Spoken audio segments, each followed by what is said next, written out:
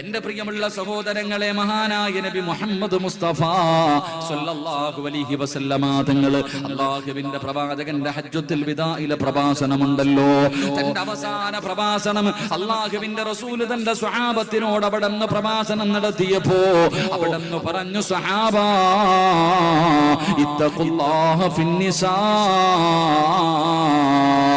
അല്ലാഹുവിന്റെ പ്രവാചകൻ തന്റെ അവസാന പ്രഭാഷണത്തിൽ അല്ലാഹുവിന്റെ റസൂൽ 1,00,000-ൽ പരം വരുന്ന സ്വഹാബത്തിനോട് അല്ലാഹുവിന്റെ റസൂൽ പറഞ്ഞു, സ്വഹാബ, നിങ്ങളുടെ ഭാര്യമാരുടെ വിഷയത്തിൽ നിങ്ങൾ അല്ലാഹുവിനെ സൂക്ഷിക്കണേ. നിങ്ങളുടെ ഭാര്യമാരുടെ വിഷയത്തിൽ നിങ്ങൾ അല്ലാഹുവിനെ സൂക്ഷിക്കണേ. അത് അല്ലാഹു നിങ്ങൾക്ക് നൽകിയിരിക്കുന്ന ഒരു അമാനത്താണ്.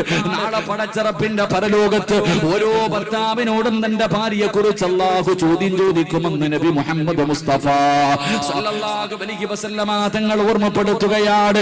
എന്നിട്ട് അല്ലാഹുവിന്റെ പ്രവാചകന്